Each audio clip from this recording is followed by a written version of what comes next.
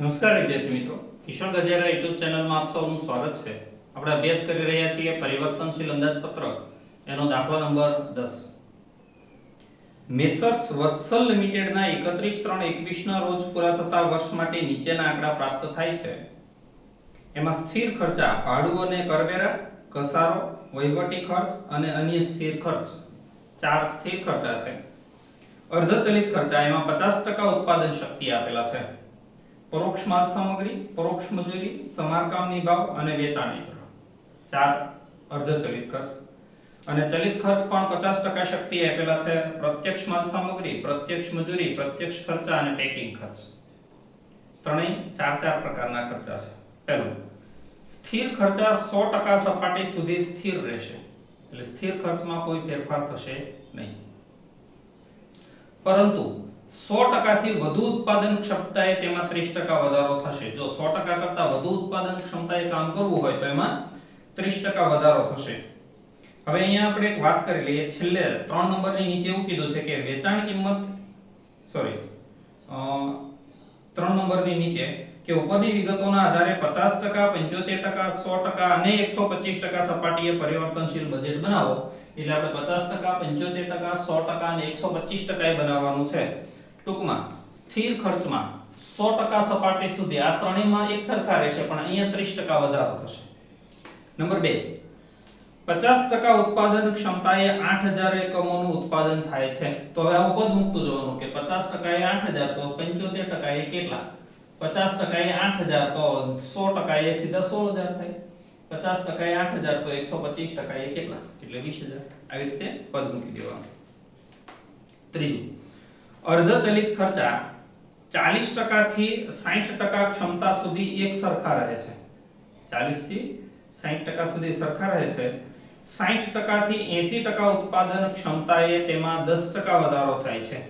એટલે આ 40 થી 60 50% માં સરખા રહેશે, પછી 60 થી 80 એટલે કે 75% શક્તિમાં અર્ધચલિત ખર્ચમાં 10% વધારો થશે।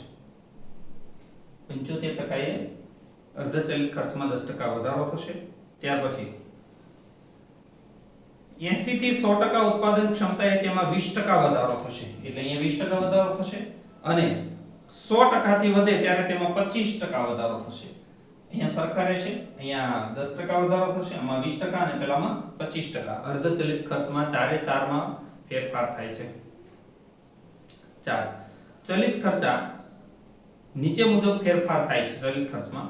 પહેલું, પ્રત્યક્ષ માલ સામગ્રી 80% ક્ષમતા સુધી એકમ દીઠ સ્થિર રહેશે, એટલે આમાં જેટલી એકમ દીઠ હોય એટલી જ આમાં એકમ દીઠ હોય, પરંતુ 80% થી વધુ ઉત્પાદન ક્ષમતાએ તેમાં એકમ દીઠ 10% ઘટાડો થશે।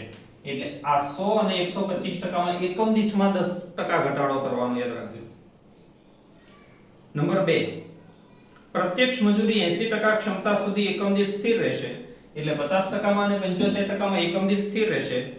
જ્યારે 80% થી વધુ ઉત્પાદન ક્ષમતાએ એકમ દીઠ 5% ઘટશે, એટલે 100% માં અને 125% માં 5% એકમ દીઠમાં ઘટાડો કરવાનો। ત્રીજું, બાકીના ચલિત ખર્ચા એકમ દીઠ બદલાયા વિનાના રહેશે, એટલે બાકીના જે પેકિંગ અને પ્રત્યક્ષ મજૂરી છે એ બધામાં એકમ દીઠ સરખો લઈ લેવાનો। ઉપરની વિગતોના આધારે 50%, 75%, 100% અને 125% સપાટીએ પરિવર્તનશીલ બજેટ તૈયાર કરો। વેચાણ કિંમત 80% ક્ષમતા સુધી એકમ દીઠ ₹200, એટલે આ 50 માં અને 100 માં 75 માં 200 રૂપિયા લેવાની, અને 80% થી વધુ ક્ષમતાએ 180 મળી શકે તેમ હોય તો દરેક સપાટીએ નફો અથવા ખોટ શોધો। આ બંનેમાં 180 લેવાની, આ બંનેમાં 200 લેવાની। સૌપ્રથમ શરૂઆત કરીએ સ્થિર ખર્ચાથી। એ સ્થિર ખર્ચા,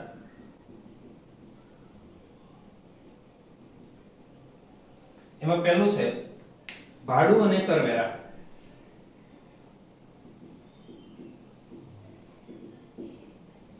ભાડું અને કરવેરા એ આ પ્રથમ ત્રણમાં તો સરખા જ રહેશે, 75000।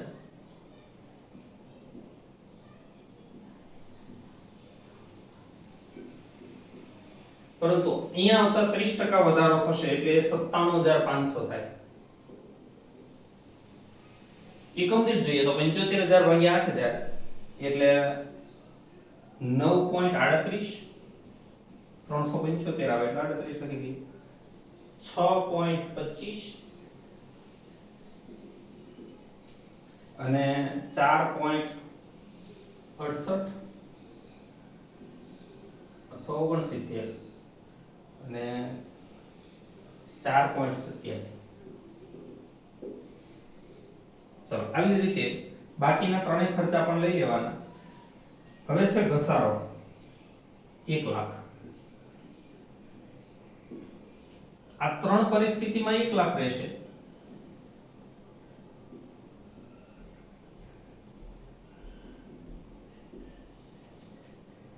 પરંતુ અહીંયા 30% વધારો થશે એટલે 1 લાખ ને 30000 થાય એકમ દીઠ જોઈએ 12.5 8.33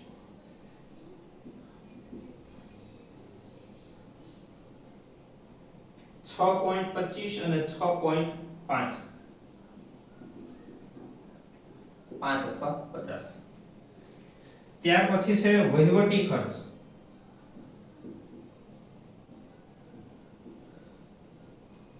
વહીવટી ખર્ચ 1,80,000 ત્રણેય સપાટીમાં સરખો પેલી અને પછી 30% વધારો થાય આમાં 30% વધારો થાય એટલે 2,34,000 એકમ દીઠ જોઈએ વહીવટી ખર્ચ એકમ દીઠ 22.5 15 11.5 11.25 અને 11.7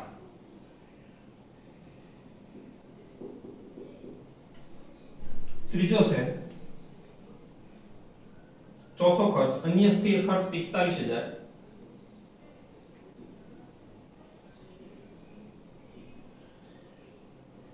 પ્રથમ ત્રણેય સપાટીમાં 45,000 અને ચોથી સપાટીએ 58,500 એવા 30% વધારો થાય એકમ દીઠ જોઈએ 5.62 આમાં 0.5 વધુ લીધા હતા એટલે આમાં ઓછા લઈએ છે 3.75 2.81 અને 2.93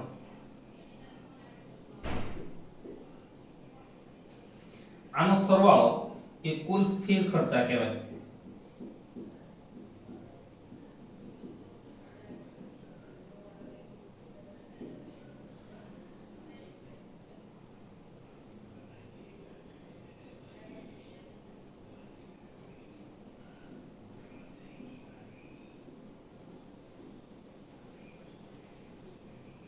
पचास 4 लाख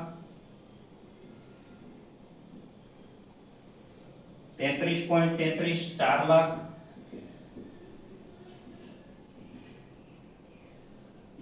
25 4 लाख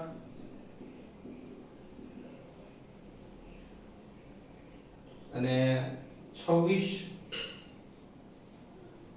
5,20,000 તો મિત્રો આ થઈ ગયા ચારે સપાટીએ ચારે ચાર સ્થિર ખર્ચ હવે અર્ધચલિત ખર્ચ જોઈએ બી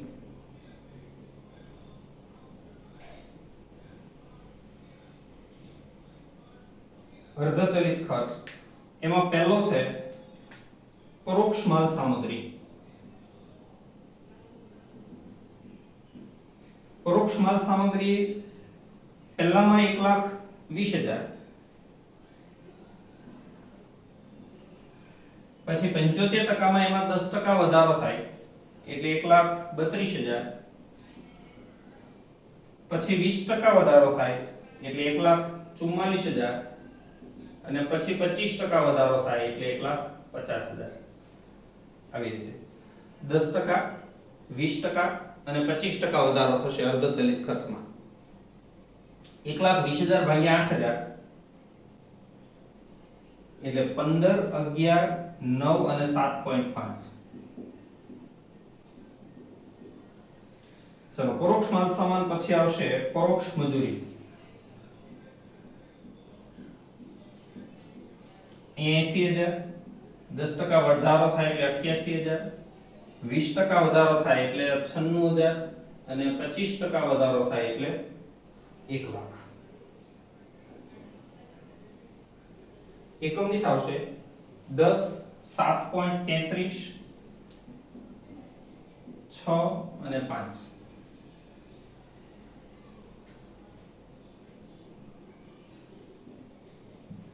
પરોક્ષ મજૂરી પછી સમારકામ અને નિભાવ ખર્ચ.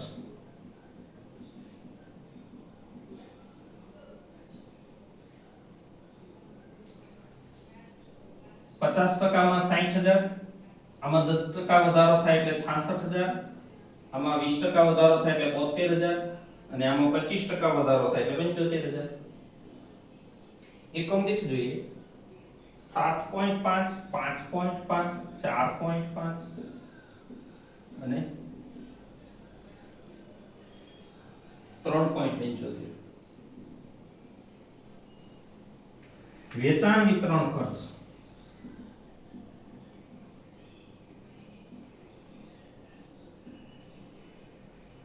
₹40000, 10% વધારો થાય એટલે 44000, 20% વધારો થાય એટલે 48000 અને 25% વધારો થાય એટલે 50000.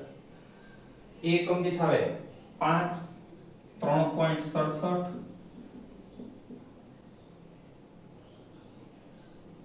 3 અને 2.5. આનો સરવાળો કહેવાશે કુલ અર્ધચલિત ખર્ચ.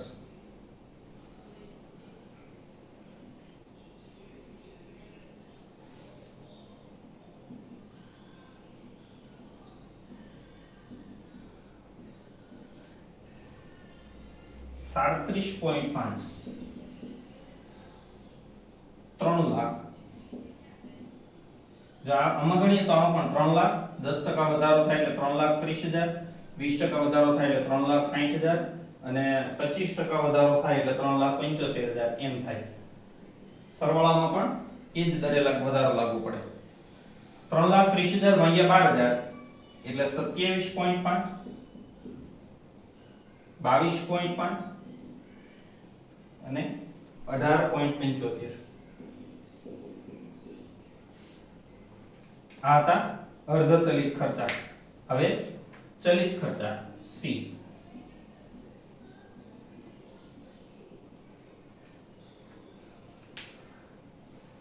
ચલિત ખર્ચામાં પહેલું છે પ્રત્યક્ષ માલ સામગ્રી. પ્રત્યક્ષ માલ સામગ્રી 50% શક્તિએ તમને આપી છે 4 લાખ એટલે અહીંયા લખાશે 4 લાખ. હવે 4 લાખ ભાગ્યા 8000 કરો એટલે એકમ દીઠ આવે 50. તમને માલ સામાનમાં એવું કીધું છે કે 50% અને 75% એ એકમ દીઠ 50 રહેશે અને પછી એમાં કંઈક ઘટાડો થાય છે તો માલ સામગ્રીમાં 80% સપાટી સુધી એકમ દીઠ સ્થિર રહેશે અને 80% પછી એમાં 10% ઘટાડો થાય. પણ યાદ રાખજો એકમ દીઠમાં 10% ઘટાડો થાય. આ 50 માં 10% ઘટાડો થાય એટલે અહીંયા 45 આવે ને અહીંયા પણ 45 આવે. હવે 50 ગુણ્યા 12000 કરવાના એટલે 6 લાખ. 45 ગુણ્યા 16000 કરવાના એટલે 7,20,000 અને 45 ગુણ્યા 20000 કરવાના એટલે 9 લાખ. પછી પ્રત્યક્ષ મજૂરી.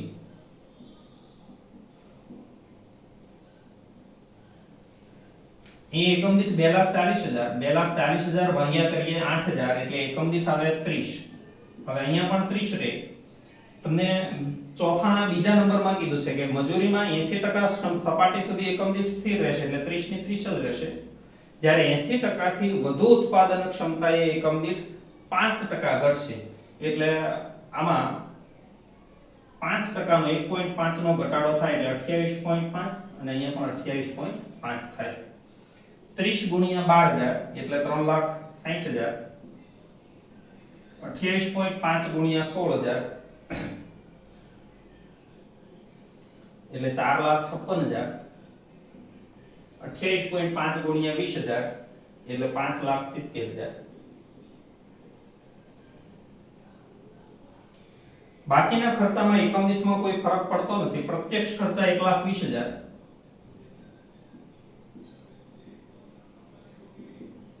ભાગ્યા 8,000 કરો એટલે એકમ દીઠ 15 અને એ દરેકમાં 15 રહેશે.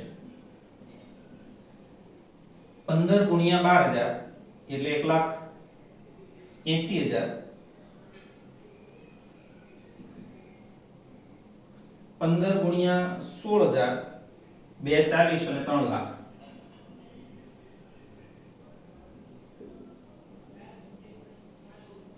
પેકિંગ ખર્ચ 40,000. 40,000 ભાગ્યા 8,000 એટલે એકમ દીઠ 5 એ દરેકમાં સરખો રહેશે 5. 5 ગુણ્યા 12,000 એટલે 60,000. 5 ગુણ્યા 16,000 એટલે 80,000 અને 5 ગુણ્યા 20,000 એટલે 1 લાખ. આનો સરવાળો એ કુલ ચલિત ખર્ચા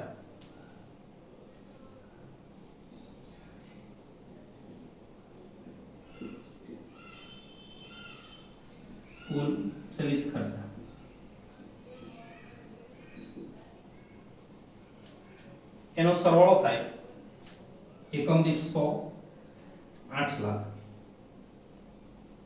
એકમ દીઠ 100 12 લાખ, એકમ દીઠ 93.5 22,16,000, એકમ દીઠ 93.5 18,70,000. આ બધાનો સરવાળો એ કુલ પડતર. એમાં નફો પ્લસ કરીએ એટલે વેચાણ મળે છે, તમને આપી દેવામાં આવ્યું છે. એટલે અહીંયા તફાવત એ નફો મળશે.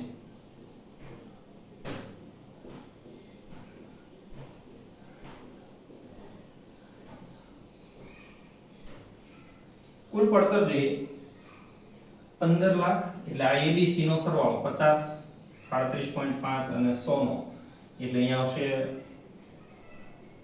187.5 15 લાખ 160.83 12 લાખ સોરી 19,30,000 141 22,56,000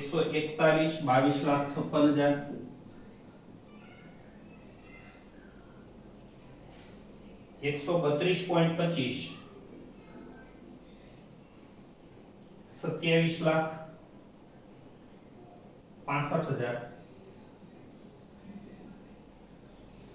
વેચાણ તમને એવું કીધું છે કે આ પ્રથમ બે સપાટીએ 200 રહેશે એકમ દીઠ વેચાણ કિંમત અને પછી એ ઘટીને 180 થઈ જશે. એટલે પહેલા બેમાં 200 200 અને પછીમાં 180.